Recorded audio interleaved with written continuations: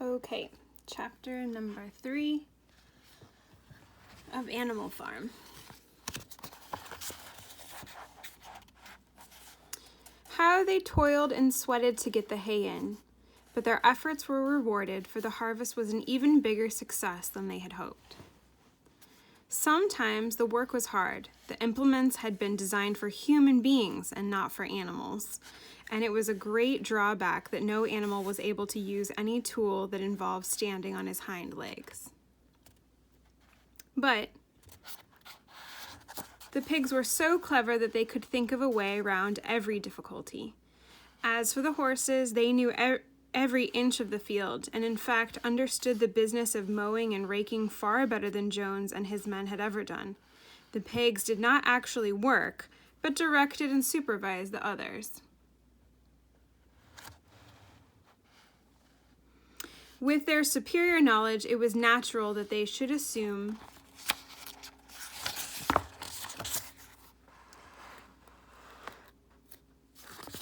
leadership. Boxer and Clover would harness themselves to the cutter or the horse rake. No bits or reins were needed in these days, of course, and the tramp steadily round and round the field, with a pig walking behind and calling out, "Gee up, comrade," or "Whoa, back, comrade," as the case might be. And every animal, down to the humblest, worked at turning the hay and gathering it. Even the ducks and hens toiled to and fro all day in the sun, carrying tiny wisps of hay in their beaks. In the end, they finished the harvest in 2 days less time than it usually had taken Jones and his men. Moreover, it was the biggest harvest that the farm had ever seen. There was no wastage whatsoever. The hens and ducks, with all their sharp eyes, had gathered up the very last stock, and not an animal on the farm had stolen so much as a mouthful. So why do you think they did better this time than when the humans were in charge of them? Why did they do so well on their own? All through that summer, the work of the farm went like clockwork. The animals were happy as they had never conceived it possible to be. Every mouthful of food was an actual acute positive pleasure, now that it was truly their own food, produced by themselves and for themselves, not doled out to them by a grudging master. With the worthless parasitical human beings gone, there was more for everyone to eat. There was more leisure, too, inexperienced though the animals were. They met with many difficulties. For instance, later in the year, when they harvested the corn, they had to tread it out in an ancient style and blow away the chaff with their breath, since the farm possessed no threshing machine. But the pigs, with their cleverness, and Boxer, with his tremendous muscles, always pulled them through. Boxer was the admiration of everybody. He had been a hard worker even in Jones's time, but now he seemed more like 3 horses than 1. There were days when the entire work of the farm seemed to rest on his mighty shoulders. From morning to night he was pushing and pulling, always at the spot where the work was hardest. He had made an arrangement with one of the cockerels to call him in the mornings half an hour earlier than anyone else, and would put in some volunteer labor at whatever seemed to be the most needed before the regular day's work began. His answer to every problem, every setback, was, "I will work harder," which he had adopted as his personal motto. But everyone worked according to his capacity. The hens and ducks, for instance, saved 5 bushels of corn at the harvest by gathering up the stray grains. Nobody stole, nobody grumbled over his rations. The quarreling and biting and jealousy, which had been a normal feature of life in the old days, had almost disappeared. Nobody shirked, or almost nobody. Shirked means like skipped or didn't do the work. Molly, it was true, was not good at getting up in the morning, and had a way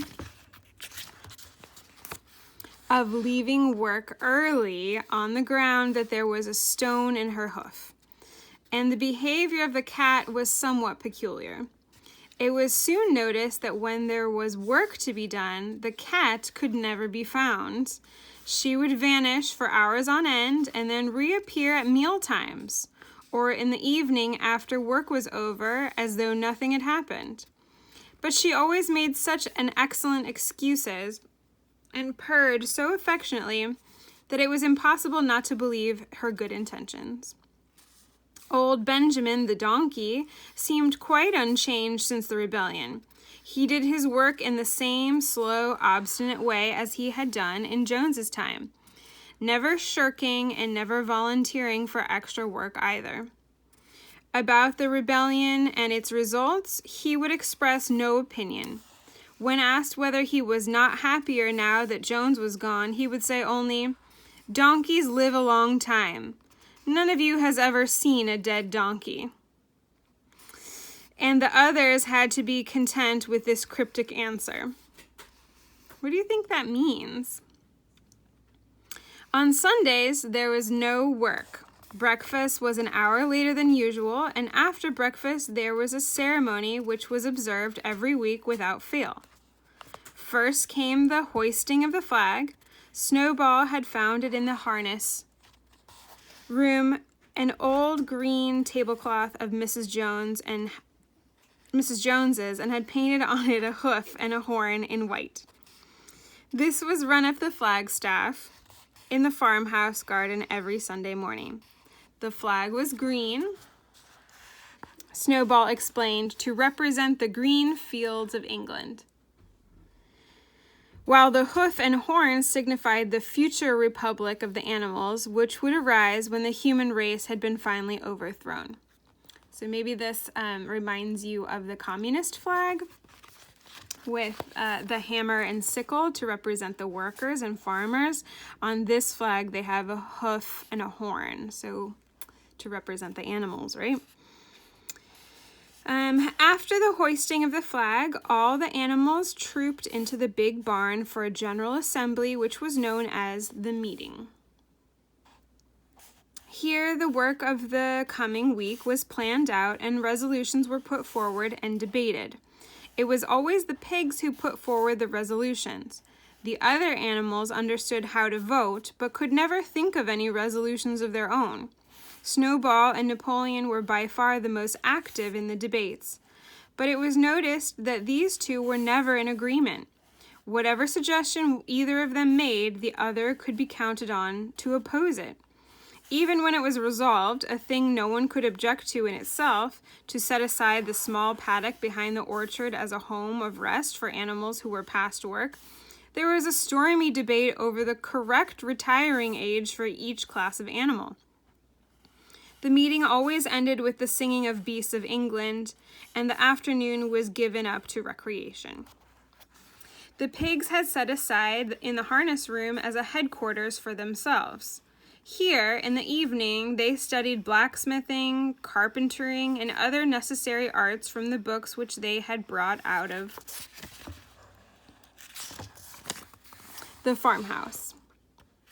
Snowball also busied himself with organizing the other animals into what he called animal committees.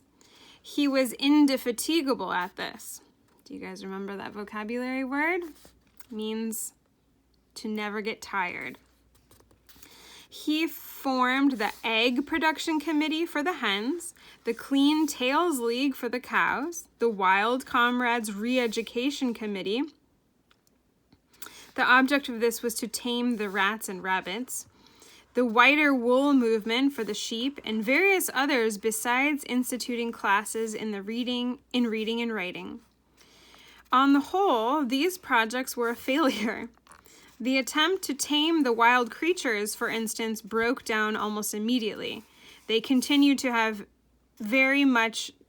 behave very much as before, and when treated with generosity, simply took advantage of it. The cat joined the Re-Education Committee and was very active in it for some days. She was seen one day sitting on a roof and talking to some sparrows who were just out of her reach. She was telling them that all animals were now comrades, and that any sparrow who chose could come and perch on her paw. But the sparrows kept their distance. The reading and writing classes, however, were a great success. By the autumn, almost every animal on the farm was literate in some degree. As for the pigs, they could already read and write perfectly. The dogs learned to read fairly well, but were not interested in reading anything except the 7 Commandments. Muriel, the goat, could read somewhat better than the dogs, and sometimes used to read to the others in the evening from scraps of newspaper which she found on the rubbish heap. Benjamin could read as well as any pig, but never exercised his faculty. So far as he knew, he said, there was nothing worth reading. Clover learnt the whole alphabet, but could not put words together. Boxer could not get beyond the letter D. He would trace out A, B, C, D in the dust with his great hoof, and then would stand staring at the letters with his ears back, sometimes shaking his forelock, trying with all his might to remember what came next, and never succeeding. On several occasions, indeed, he did learn E, F, G, H, but by the time he knew them, it was always discovered that he had forgotten A, B, C, and D. Finally, he decided to be content with the first 4 letters and used to write them out once or twice every day to refresh his memory. Molly refused to learn any but the 6 letters which spelled her own name. She would form these very neatly out of pieces of twig and would then decorate them with a flower or 2 and walk around admiring them. None of the other animals on the farm could get further than the letter A. It was also found that the stupider animals, such as the sheep, hens, and ducks, were unable to learn the 7 Commandments by heart. After much thought, Snowball declared that the 7 Commandments could in effect be reduced to a single maxim, namely, 4 legs good, 2 legs bad. This, he said, contained the essential principle of animalism. Whoever had thoroughly grasped it would be safe from human influences. The birds at first objected, since it seemed to them as though they also had 2 legs. But Snowball proved to them that this was not so.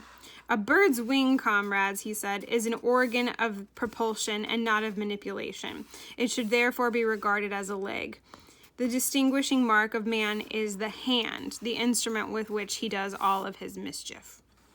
The birds did not understand Snowball's long words, but they accepted his explanation, and all the humbler animals set to work to learn the new maxim by heart.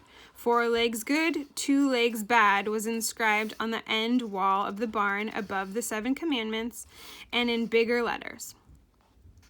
When they had once got it by heart, the sheep developed a great liking for this maxim, and often as they lay in the field, they would start bleating, 4 legs good, 2 legs bad, 4 legs good, 2 legs bad, and keep it up for hours on end, never growing tired of it. Napoleon took no interest in Snowball's committees. He said that the education of the young was more important than anything that could be done for those who were already grown up.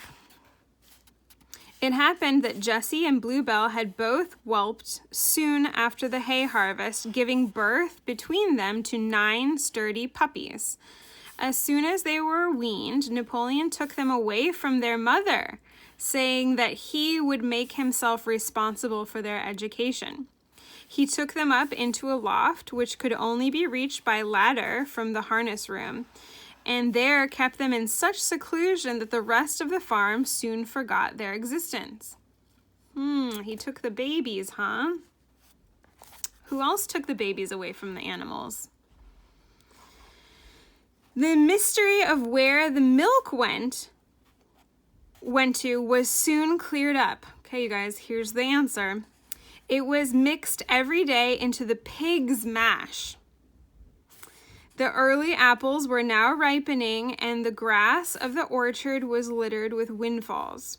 The animals had assumed it was a matter of course that they would be shared out equally. One day, however, the order went forth that all the windfalls were to be collected and brought to the harness room for the use of the pigs.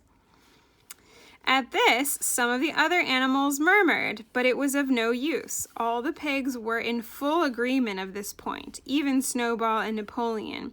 Squealer was sent to make the necessary explanations to the others. "Comrades," he cried, "you do not imagine, I hope, that we pigs are doing this in the spirit of selfishness and privilege. Many of us actually dislike milk and apples. I dislike them myself. Our sole object in taking these things is to preserve our health. Milk and apples, this has been proved by science, comrades, contain substances absolutely necessary to the well-being of a pig. We pigs are brain workers. The whole management and organization of this farm depends on us. Day and night we are watching over your welfare. It is for your sake that we drink that milk and eat those apples. Do you know what would happen if we pigs failed in our duty? Jones would come back. Yes, Jones would come back. Surely, comrades," cried Squealer almost pleadingly, skipping from side to side and whisking his tail. "Surely there is no one among you who wants to see Jones come back." Now, if there was one thing that the animals were completely certain of, it was that they did not want Jones back. When it was put to them in this light, they had no more to say. The importance of keeping the pigs in good health was all too obvious, so it was agreed without further argument that the milk and the windfall apples, and also the main crop of apples when they ripened, should be reserved for the pigs alone. Does it sound like all the animals are getting equal treatment? Are they sharing everything equally? Is there no opportunity for anyone to get more rich than another animal? I don't know.